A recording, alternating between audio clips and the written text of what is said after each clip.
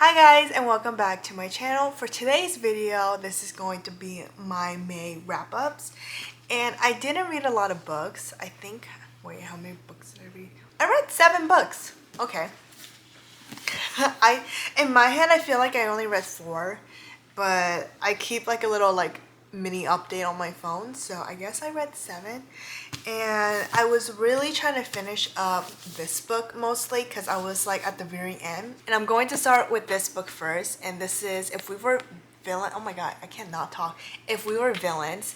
And I rated this 4.75. I don't know why, if it's just like the audiobook I was listening to or the time I was listening to, but it's not really like romance if you're looking for that.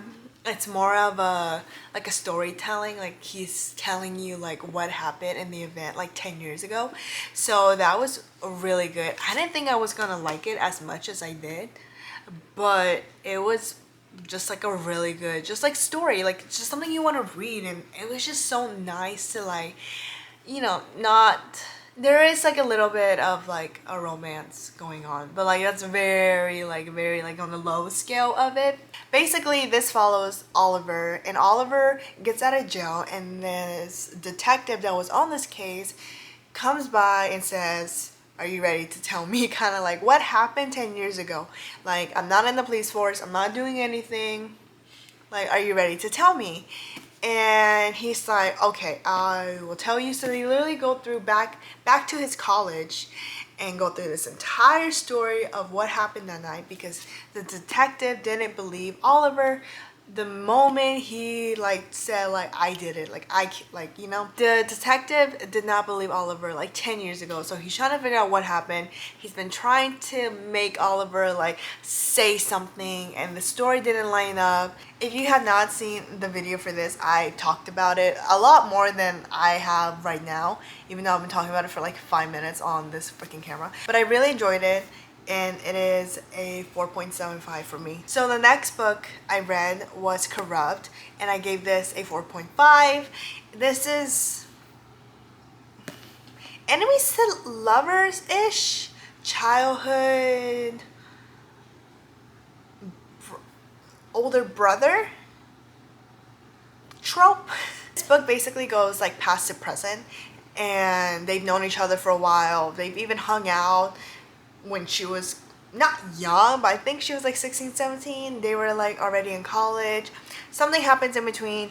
They hate her and make her life miserable. Realize it wasn't even her fault.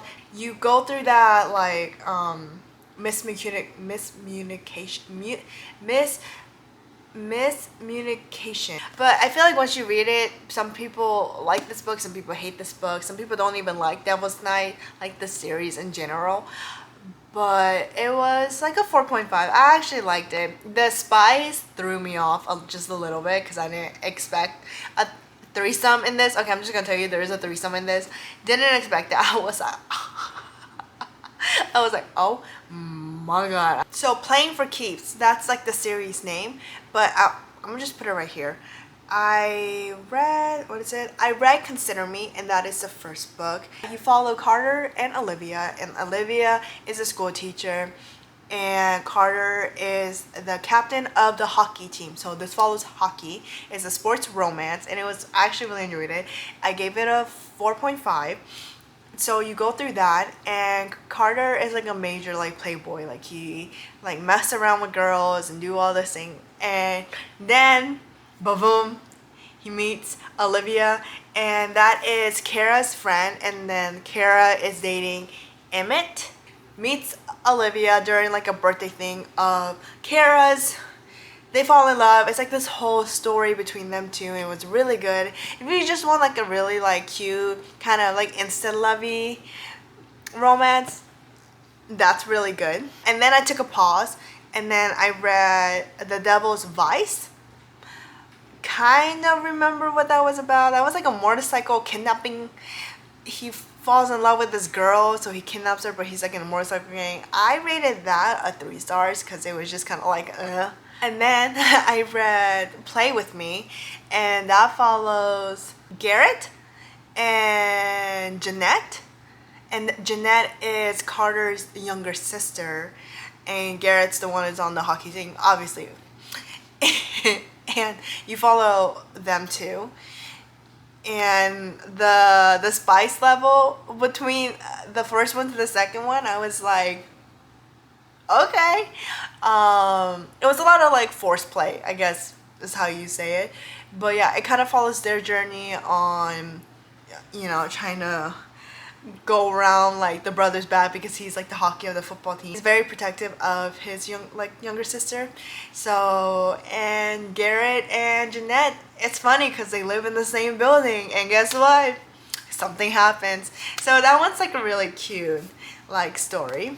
And you got Unravel Me, and Unravel Me has to be my favorite, but at the same time not my favorite. Because, I didn't even tell you, Play With Me was a 4.5, Unravel Me was a 4.5. But you really get to know them, like when they get their own books. So, when Adams came around, I've already like loved him from like the first one. Something about Adam just made me like, kind of like, oh my god, I'm like, please have a book. And then it was the third book. I think the only reason why I didn't like this is because of Courtney. Courtney is the ex of Adams, and I just didn't like, she was just in the book. That's probably, if it would have been a 4.75 if she was not in the book, like not at all. Like this, like the whole like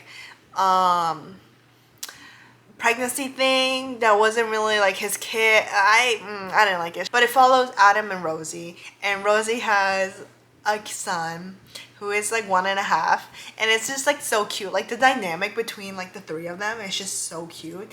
But yeah, that was just the hockey romance that's out.